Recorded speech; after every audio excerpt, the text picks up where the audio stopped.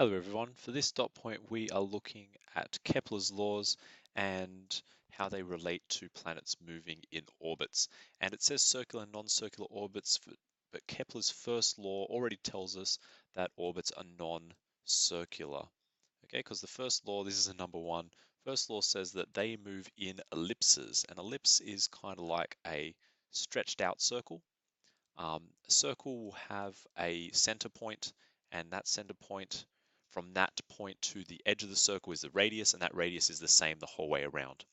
An ellipse is kind of like a circle with two center points and sort of two radiuses. So these two, if we pick a spot on the outside, if you add these two lines together, you get the same value no matter which spot on the edge you pick. So if you pick this spot over here, that's the same as picking this spot here.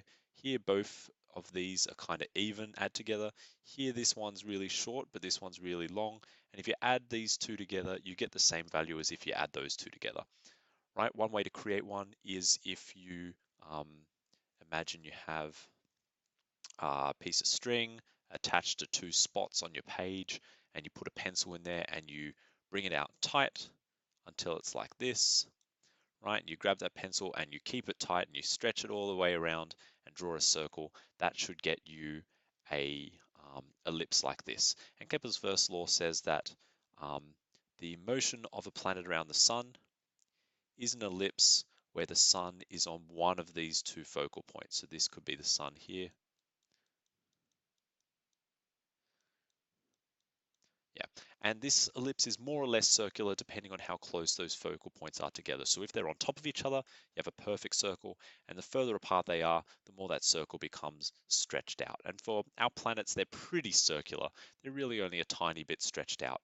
But for things like comets, like Halley's Comet, which goes around the sun once every however many years, it's very, very elliptical, very stretched out orbit. Sun's all the way at one end, so it goes really close to the sun and then really far away from the sun afterwards.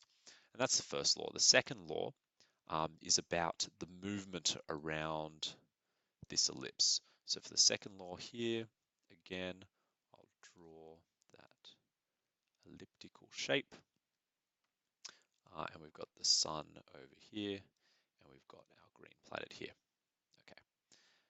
So this one is talking about if this planet moves from one position in the orbit to another in a certain amount of time, if you draw a line between the sun and that planet, as that line moves across from there to here, it sweeps out a certain area, and that area is dependent on the amount of time that it takes for that planet to move. So if that planet is any other position, if it moves for the same amount of time, it's going to sweep out the same area.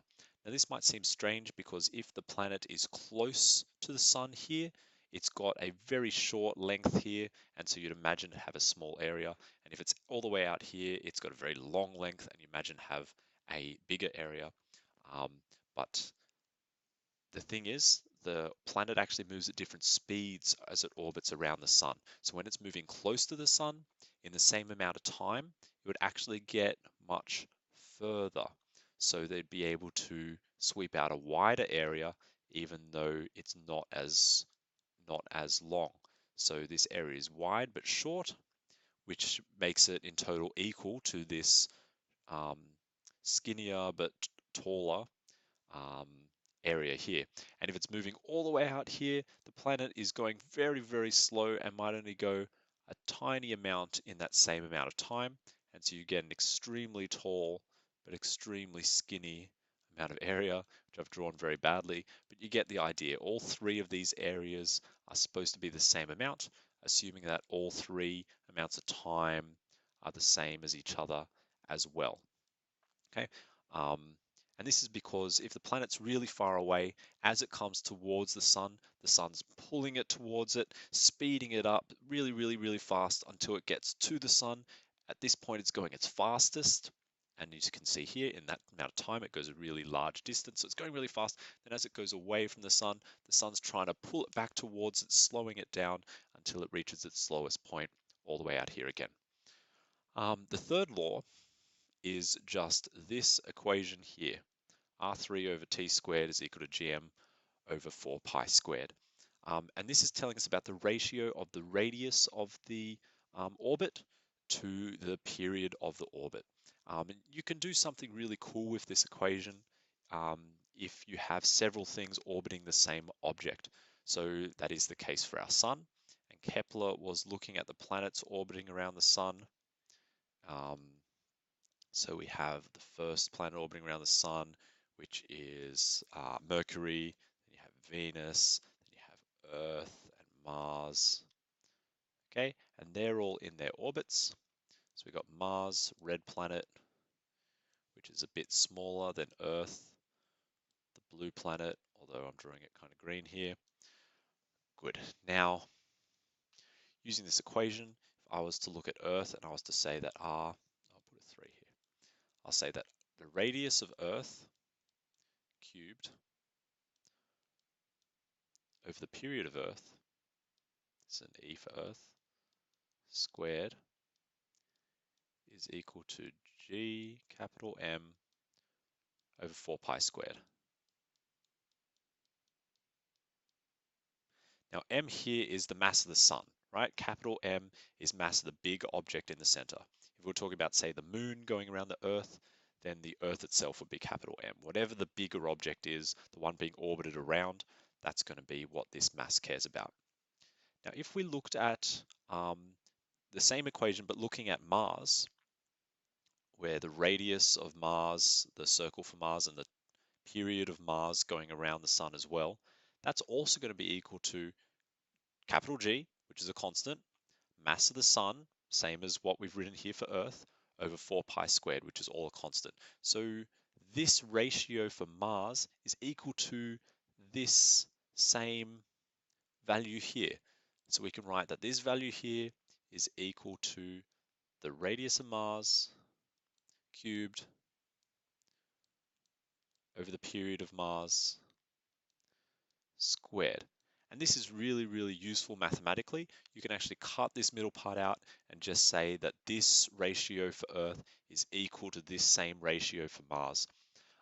What this means is with small amounts of information, you can actually calculate some big things. So for example, if you were given this distance here, the distance from the sun to Earth, aka radius for Earth, and if you were also given the distance from the sun to Mars, aka the radius of Mars, you'd probably have enough information to calculate how long it takes Mars to go around the sun, right?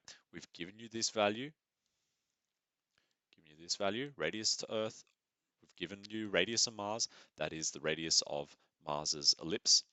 Um, and you think that you would need to know the period for Earth, but if you think about it hard enough, maybe you already do. The period for Earth is how long it takes Earth to do one full circle around the sun. That's 365 days, or with leap years added in, 365.25 days. You can convert that to seconds if you like, convert the radiuses, the distance from the sun to the Earth is 150 million kilometers. That's going to be the radius of Earth's circle. The distance from the sun to Mars is 230 million kilometers. Um, the period for Earth's 365.25 days. You can use those three values to calculate the period of Mars, and you get about 687 days it takes for Mars to go in a circle. Meaning if I lived on Mars, I'd be about half the age that I am now, because the years are twice as long. Okay, so looks like we've almost covered everything, except we have this other equation here. Now, this equation, in combination with Kepler's third law equation, can give us some extra information about the different planets going around the sun. Okay, if you look at Kepler's third law, you can see that because the radius is cubed and the period is squared, if you make a small change to the radius, that is a bigger change on the period. So for example, if I increase the radius a little bit, the period increases a lot. Or if I decrease the radius a little bit, the period decreases a lot.